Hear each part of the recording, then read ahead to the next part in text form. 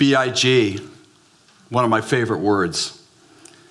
I mean, when I think about the concept of big, of course, I think about boom, supernova, or maybe the sucking sound of a black hole. I think power, I think expansion, I think oxygen in the lungs, I think prosperity, I think value, I think contribution.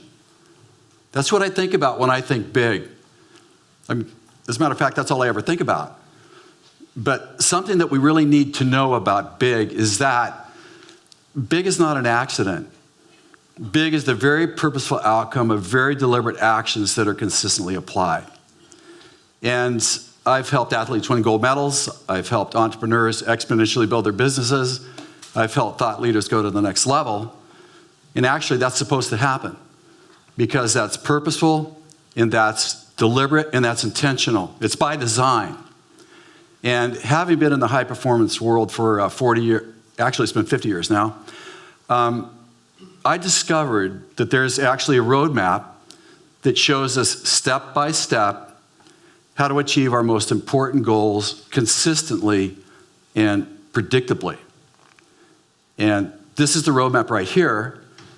And when we talk about the roadmap, it has two different parts to it. It's got a preparation side, and it's got a performance side. First you prepare, and then you perform. And that's the champion's golden rule. It's really simple. First you prepare, and then you perform.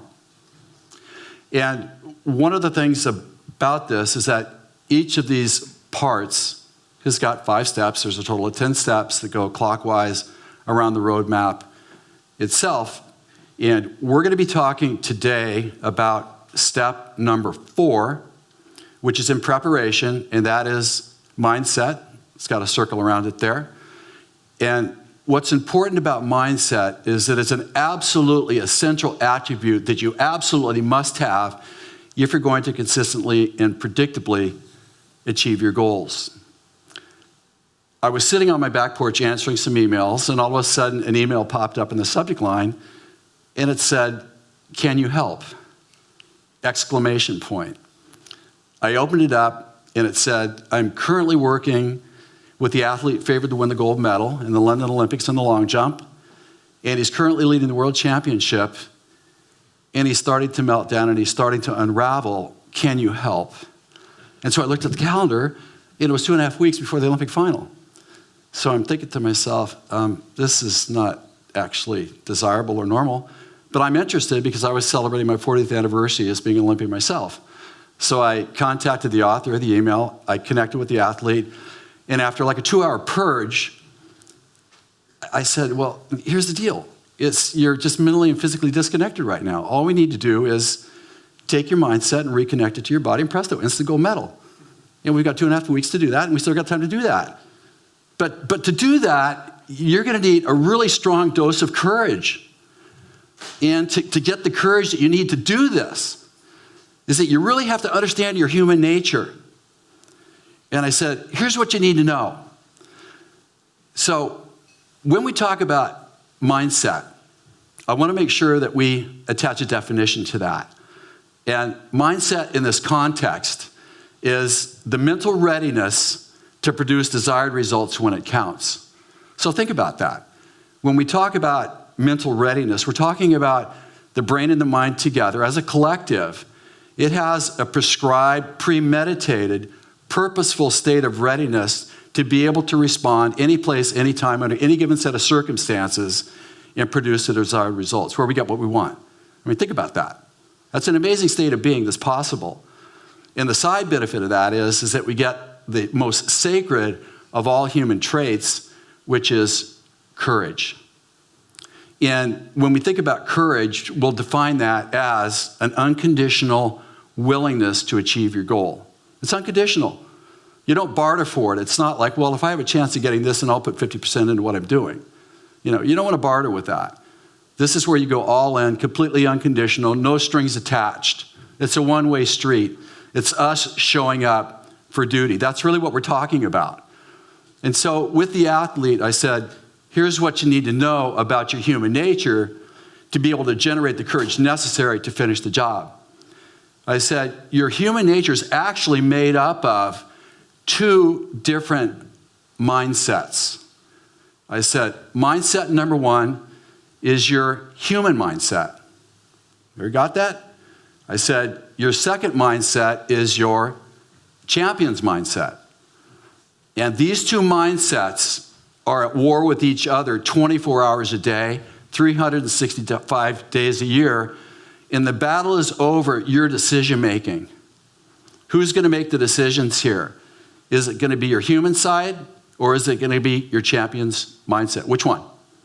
This is the battle for your gold medal that every one of us fights day in and day out, dusk to dawn, day in and day out. And I said, let me explain here the human mindset. And I said, it's really our born instincts, those primal responses that we have. It's like our ancient brain. And it's calibrated towards one thing and one thing only, and that's survival.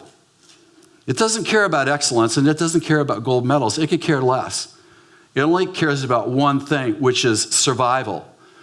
And survival could be the difference between a split second, life and death, in critical situations. I think we all get that, right? That's not a prescription for greatness. It's not a prescription for gold medals. It is a prescription for survival, though. And because of that, our human mindset has a high-speed biology that can act faster than we can actually think. I think we've all had those circumstances, like, where did that come from? Well, where it came from was your human mindset survival instinct. That's where it came from, but not a recipe for excellence and greatness. It just isn't there for that. It's not calibrated. But because it is a high-speed biology, it gets first dibs at every bit of information of our life. Every life experience, every moment, it gets first dibs at it. And so when we talk about this first dibs, be mindful that the human mindset is a genetic encoded part of us that's always there, it's always on, and you can't turn it off. You can't turn it off. It's like a computer program that's on. You can't shut it off. You just have to put something in front of it. And the biggest problem with the human mindset is that the very best, it can only repeat history. It can't make it. So every time we respond to life through our human mindset, it strengthens the chains of our habitual habits that no longer serve us well, that keep us chained to our past, that prevent us from moving forward into our bigger future. That's the cost of that. Do you get that, Greg? And I said, now let's talk about the saving grace side of this, which is the champion's mindset. And the champion's mindset is our success genes. And that success gene pool is really our modern brain. And our modern brain is calibrated towards basically one thing and one thing only, and that's excellence. That's its drive. It's not interested in survival. Survival is sort of the ground feeder, right? Excellence is talking about distinction, and it's talking about big, it's talking about expansion. It's talking about future. That's what we're talking about here. And I said, Greg, what you need to understand here is that your champion's mindset does have the final say to override your human mindset. And the beauty of that is, and why we're talking about this right now, is that your future, this once-in-a-lifetime opportunity to win the gold medal, hangs in the balance of this conversation right here. And I said, it's calibrated, and it has this magic capacity to be able to make history. And so every time we come from our human's mindset, we break a chain of the past to move forward into our bigger future. And that's the possibility that we're discussing right here. So let me explain to you, Greg, a couple of things about this from a practical perspective. I said, given an opportunity, your human mindset will say, well, what do I stand to lose here? Does that sound like a gold-winning perspective? Well, how about not? It's like anti that. And so when we talk about that, it's pessimistic. It's really about constriction. It's suspicious. It's cautious. It's extraordinarily self-serving. It wants to hang on to everything. It wants assurances on its terms. That's the human mindset. But then we have the champion's mindset, which is, what do I stand to gain? As a matter of fact, this is the champion's creed that everything runs through, the filter that everything's run through. And this is optimistic, it's open, it's passionate, It's expansive, it's inviting, it's big, it's future, it's grandiose, it's universe. Two different worlds here. And given an opportunity, that human mindset is, I'm doing my best. When I think about that, I know a person that owns a business. He will not hire a person if they say I'm doing my best. Because by definition, doing my best, I say that and I actually feel a false ceiling, like I can't even stand up straight when I hear that. It's like a submission already of what you perceive it to be that will be a self-prophecy, is what that is. And champions never think like that. You know, champions are all about, I'll find a way. It's never over until it's over, until you've ferreted out everything. As a matter of fact, just the fact that you're ferreting something out, you may stumble onto a better option that you didn't even think about or even know existed that takes you to a bigger, better for free. That's what we're talking about here. I get goosebumps just even thinking about this. And so when we carry the conversation forward here and we're talking about the human mindset, well, it's in my genes. How many times have we heard that? But what's the new scientific reality? Your genes express themselves according to the environment that it finds itself in, which also includes how we think, how we show up, what our ambitions are. That's what we're talking about here. And so it may be in your genes, in your own mind. Yeah, great idea, but again, it's not a path to a bigger future. Gold medals aren't made of that. What it's about in my power. I said, why do you think we're given a mind, body, and a brain and spirit? To just be an observer? No. These are your gifts to craft your unique path towards the gold medal to get on top of the box. That's what we're talking about. And it's going to take every ounce of resource and creativity to be able to make that happen, but we got the time to do it. Do you get that? And then I said, gosh, I know you're probably thinking I wish I was like others. Kind of shook the head, right? Doing the Skype. I said, do you really want to be a drop of water in the ocean of sea alike just like everybody else? Be mindful here is that there's only one of you in all of creation. And there's 7 billion people on this planet like right now, and there's only one of you. Nobody has your capacity to look at the opportunity and manifest it like you. Think about that. There's only one of you in all of creation. I believe there's 250 billion people that have been on this planet since the inception of humankind. And there's still only one of you, and there's only going to be one of you, and this is your time to get this straight, and there's 2.5 weeks to do it. So what do you say we don't look at that? We look at you as being your greatest asset, which every champion does. They look at their uniqueness as their greatest prize that needs to be cherished and cultivated. It needs to be nourished, and it needs to be applied, and it needs to be respected. I said, this is what we're talking about here. And I know you've heard it, Greg, in the human mindset, will and talent are enough. That sounds really good, doesn't it? But how many people do we know that have got plenty of will and talent to go absolutely nowhere? Perfect example is my dad. He was an artistic genius. Literally. And he died homeless on the streets of New York City. So why did that happen? His will and talent didn't save him. Neither did his technique or his technology. I said, it's not about that. It's necessary, but it's not the criteria that makes the difference. What makes the difference is discipline. It's showing up day in and day out, doing the grunt work. 4 or 5 days a year are going to make your 4 or 5 days a year are going to make your year. The rest of the other days, grunt work. This is where you show up and you're building the constitution and the grit to show up and deliver when it counts. Don't forget that. And it's about the readiness. It's about the ability to seize opportunity and create opportunity and be able to have the confidence to seize and grasp it and move on. And go to heights that you never thought were even possible. And then I said, it's about perfection.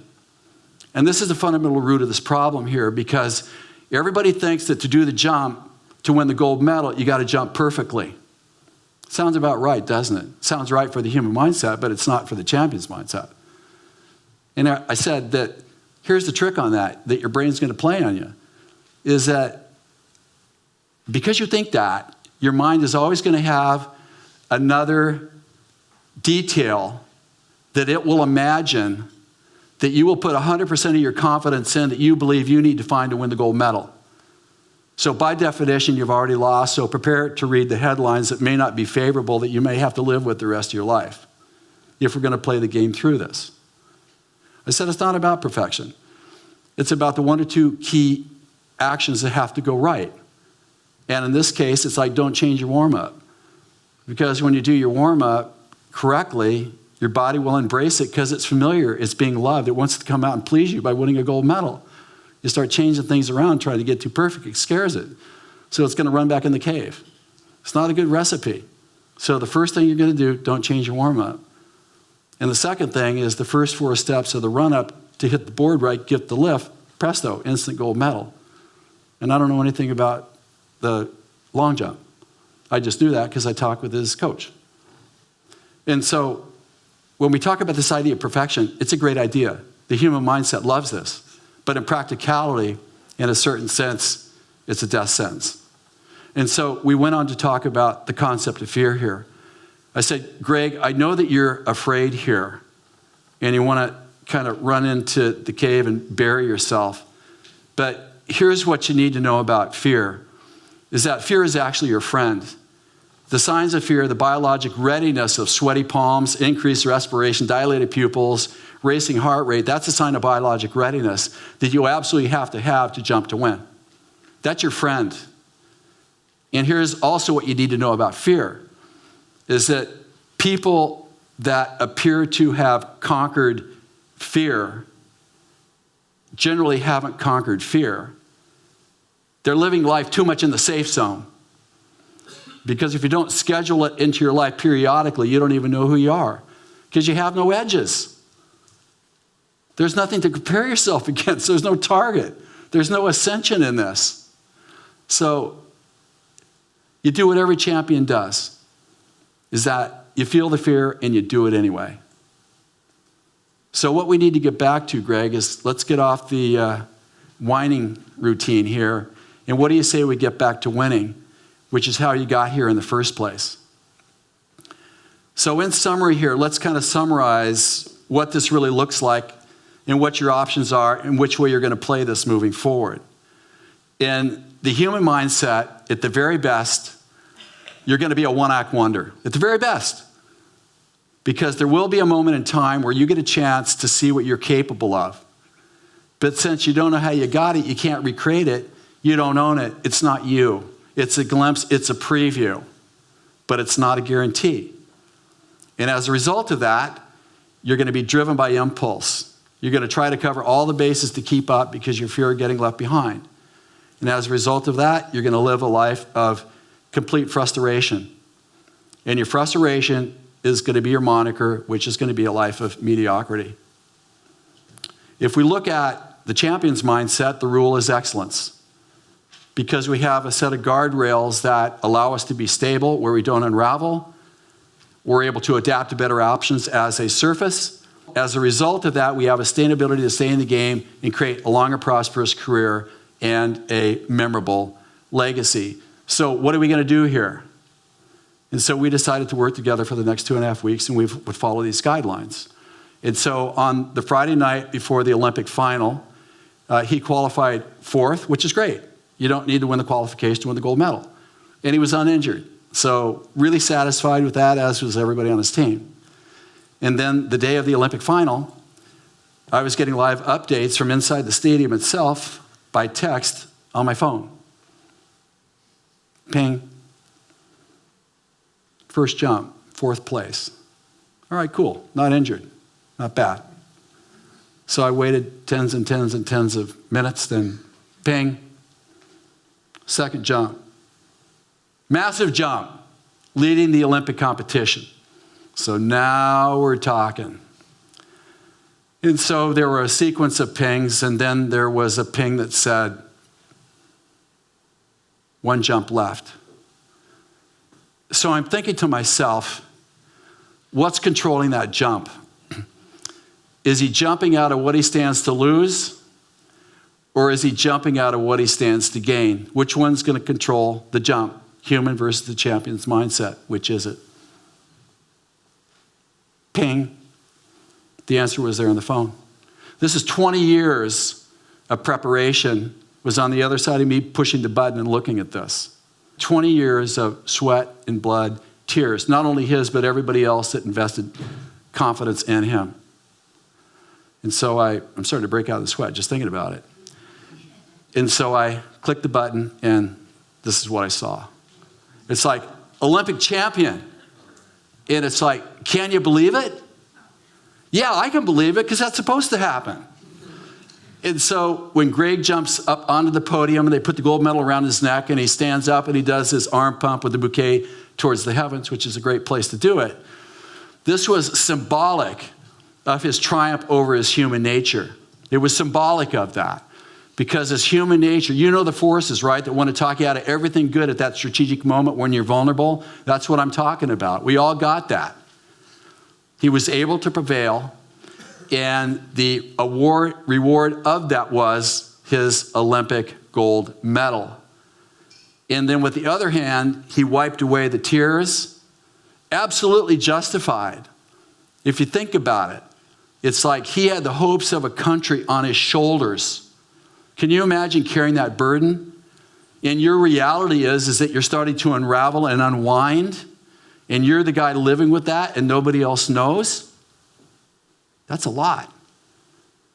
But yet he was able to resurrect himself because he had an anchor and a set of principles that have always delivered. And he had the faith and the courage to apply it, and he got the rewards of it. And then after the Olympics were over, then he went on to win the World Championship. He won the European Championship, and then he won the Commonwealth Games Championship. He won everything. There was nothing left to win.